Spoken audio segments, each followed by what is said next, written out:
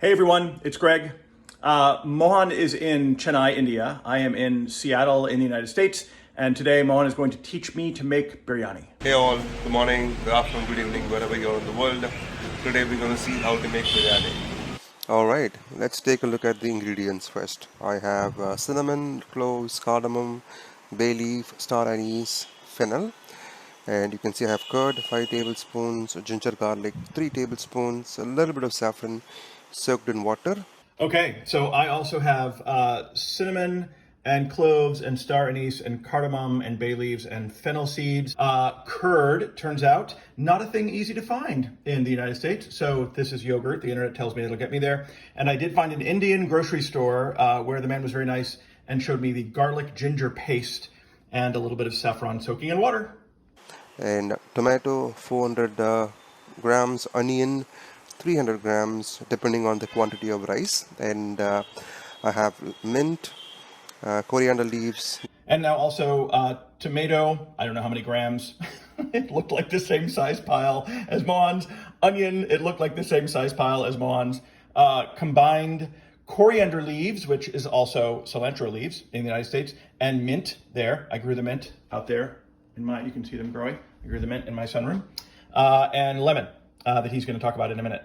Then I have spices, chili, I have coriander, then turmeric, salt to add.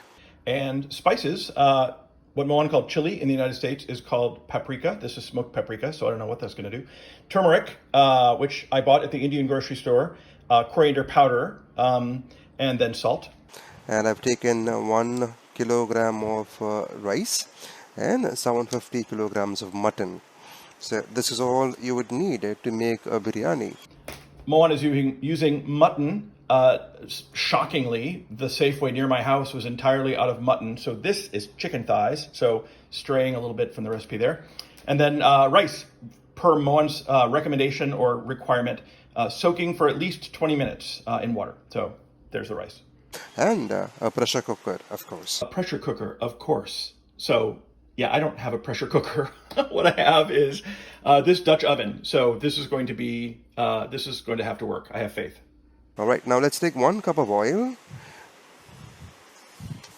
and let's give it a few minutes for the oil to smoke a bit.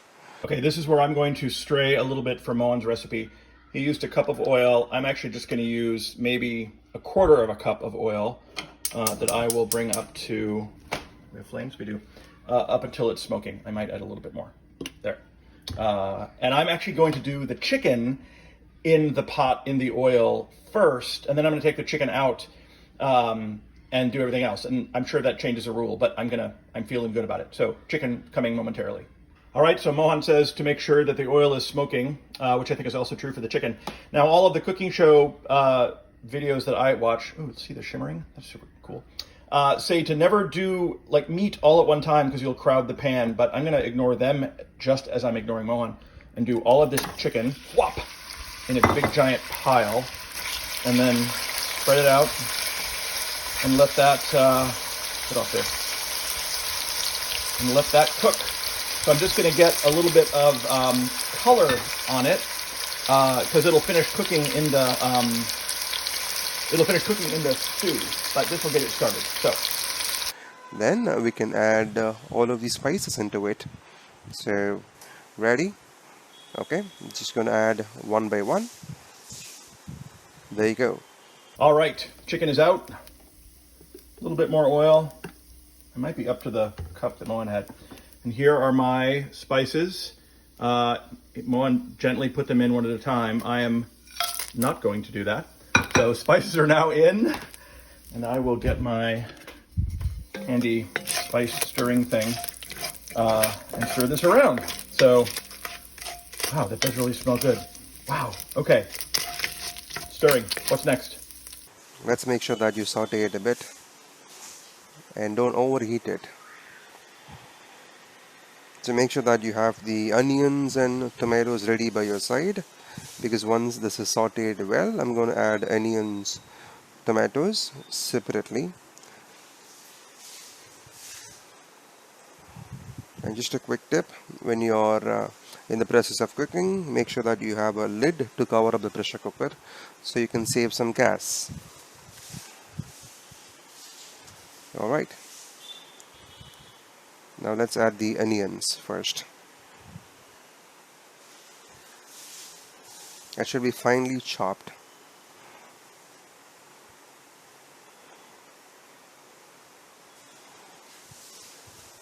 Not the tomatoes, just the onions.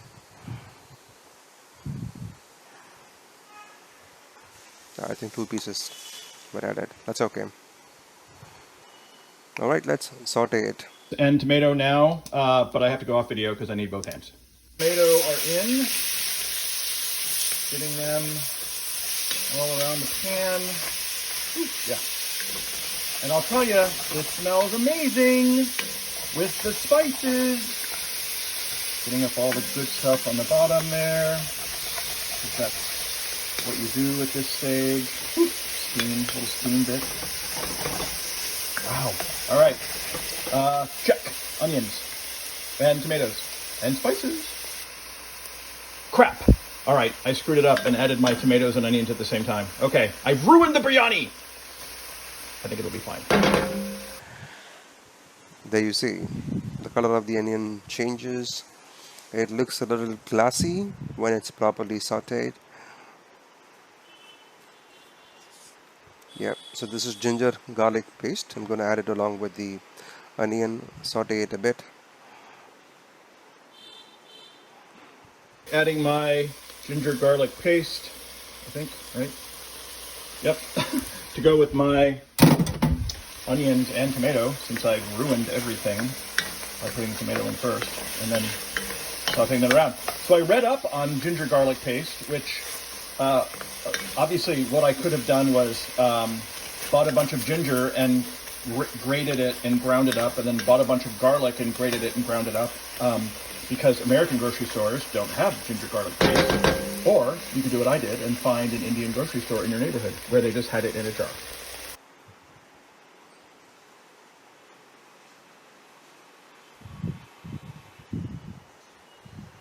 One kilogram of rice and mutton can serve approximately 8 people.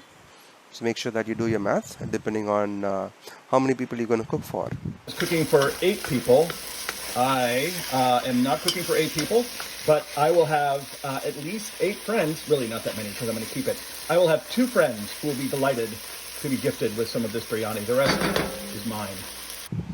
Right, now I've added tomatoes to it, and also have coriander leaves and mint leaves chopped to go into this recipe along with onions and tomatoes, but we'll have to saute it a little bit more before we add all the other ingredients. So it takes roughly 1 hour in total to get the biryani ready if you have all the ingredients with you. So you can see it's properly cooked in the steam, and it's time we add spices to the mix, and you will see the color changing pretty vibrant once we add all of the required spices. Yep, starting with chili powder. I've taken a small spoon and measured it 3 times. All right, chili powder, 3 heaping tablespoons. Kidding, that was 3 heaping teaspoons, because Mohan's spoon looked to be about teaspoon sized. I'm going to add coriander powder to the mix, and also salt and turmeric. So all of these ingredients, you can keep a tab on how many spoons I'm adding for the quantity of rice and mutton that I'm using at the moment. 1 teaspoon of turmeric, 2 teaspoons of coriander powder. And before finishing biryani, towards the end, you will have a chance to taste the gravy that we made before we can add rice and make it biryani, to see if all of the spices suit well for your taste buds. And salt. Ooh, some of it didn't get out. Salt. I am using less salt than Mohan used, just because, good heavens, My doctor and I are having conversations about salt, so I'll add more at the end, as he says, if I need to. If not, you can alter them towards the end as well. So don't panic if you added spice less at the start. Alright, let's saute it a bit, and in a few minutes it's gonna be ready for us to start adding the main ingredients for biryani.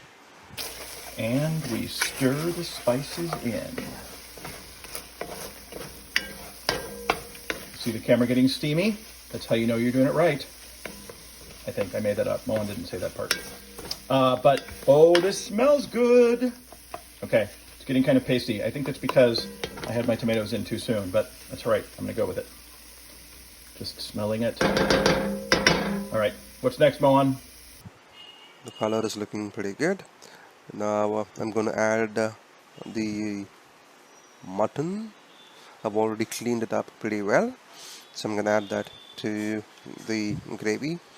And I'm also going to add water to make sure that the meat is cooked well before I can add rice. Okay, so my spices are all in, my salt is in. I added a little bit of water because it was just looking a little dried out. So added a little bit of water, and that's all looking fine. And of course, I am entirely devoid of mutton. So I will be adding the chicken back into the pot. And then, that sounded fun. And then sort of stir this around to get the chicken all covered. Whoa, whoa, this looks awesome. Okay, not biryani yet, apparently. I don't know what you call it in this stage, Mohan, but I'm pretty excited. So before you could add rice, you will have to make sure it's soaked in water at least for 20 minutes so it cooks well. Soaked in water, 20 minutes, check. And you can also add green chilies to the mix if you like more spice food. So let's make sure that we add curd. I've taken 4 tablespoons of curd. That's again, it acts as a tenderizer to the meat. So once again, curd, not a thing easily found in the United States. At least, well, maybe I didn't try hard enough. So what I have is 4 tablespoons of Greek yogurt. I went with the lemon vanilla Greek yogurt. Just kidding. It's just plain yogurt.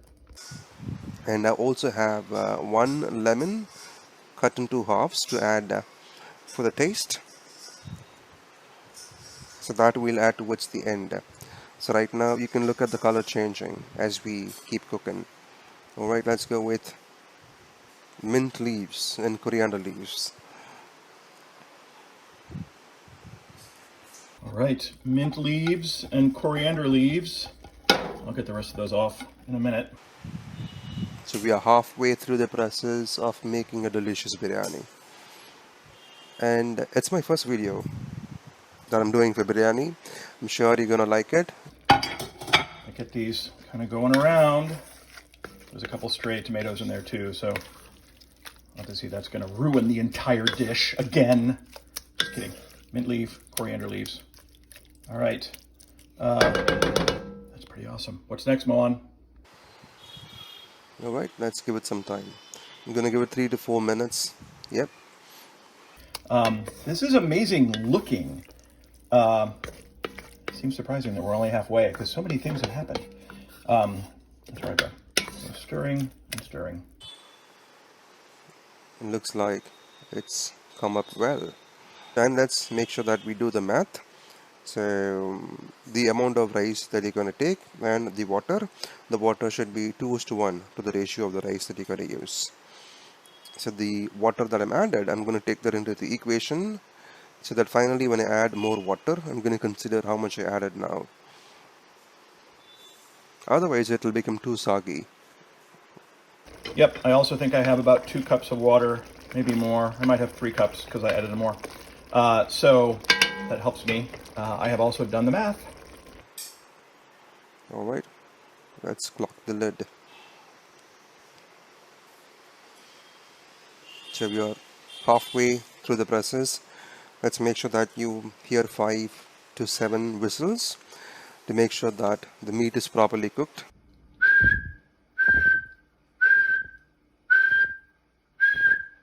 Okay, I whistled 5 times. I guess that's all I need, right? Just kidding. I'm sure my meat isn't properly cooked because I don't have a pressure cooker. So I'm going to give this probably about 6 minutes. It takes approximately 10 to 15 minutes for this process alone.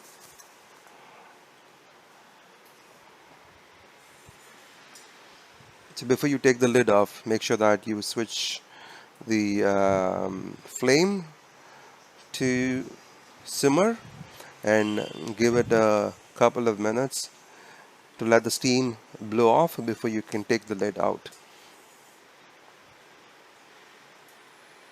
You can see that the water that I added is there, and it equates to 2 glasses of water that I'm going to cut down when I do the ratio for rice is to water. So this is the glass that I used to measure rice. I'm going to use the same glass to measure water as well, so the ratio is rightly fit.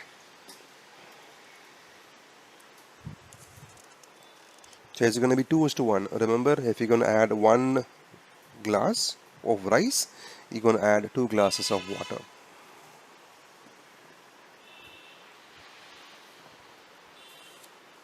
Have 3 cups of rice, so I'm thinking I have about 3 cups of liquid in there already. I'm going to add 3 more cups of liquid, and then I think rice comes next, right? Let's make sure that the water boils before we add the rice and finalize the preparation.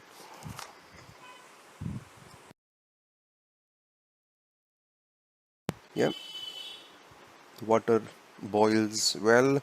Now let's add the rice. Remember, it has to be soaked at least 20 minutes before you start adding that to the pressure cooker.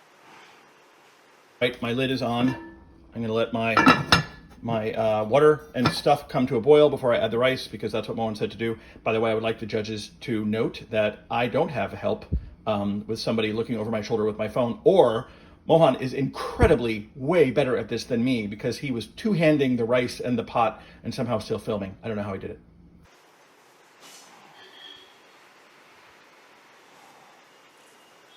Okay, we are boiling furiously, and I'm going to take a stab at getting my rice in.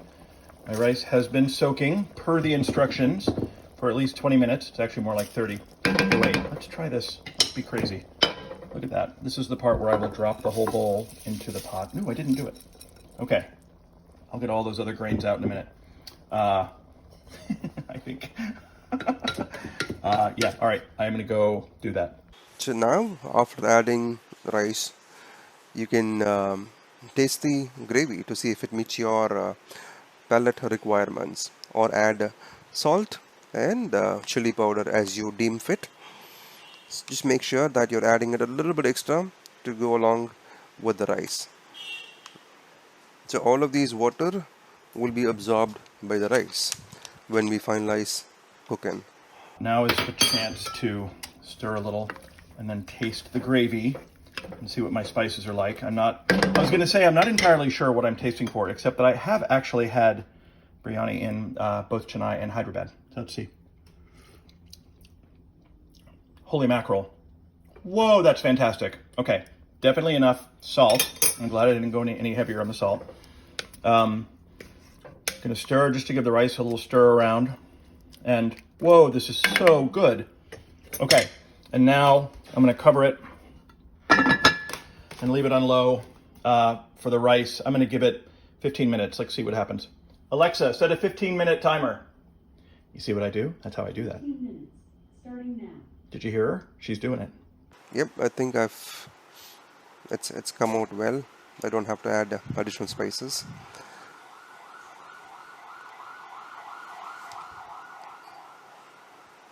All right, so I don't have a pressure cooker, so I have just gone with plain old heat. Whoa, this is looking kind of awesome. All right, I think I have more things to add. Whoa, totally blown away. So make sure that you kindle the rice a little bit to avoid meat getting to the bottom of the cooker. So I gave it 3 to 4 minutes. Put the lid on. It's it's absorbed most of the water. I've added lemon and the saffron water that I had to the mix. So it's almost done. Okay, I'm going to add the lemon juice and the saffron. Remember the saffron? Add that in, and then give it a little stir around. So, y'all, I believe I've made biryani. Mohan, what do you think? You can see how it is mixed well with the rice. So there is still some excess water left over. So we'll have to give it another 3 to 4 minutes, not the lid closed in the normal manner. Yeah, So I didn't have any extra water in mine. this is how it looks after 3 to 4 minutes. Yay, I think we've made it successfully. And it's amazing. Yay! This is how it looks. That smells good. Let's see if it tastes well as well. I'm gonna try some to see if it's come out well. Yeah, looks like the meat has been cooked really well. Yep, it's hot. Let me try and use a spoon. Okay, it's a bit hot. Okay, now when I was in India, Mohan showed me how to eat with my hand, but I'm not going to do that because mine is also really hot. I'm going to use this spoon. So let's see what it tastes like. Give you a little taste. So,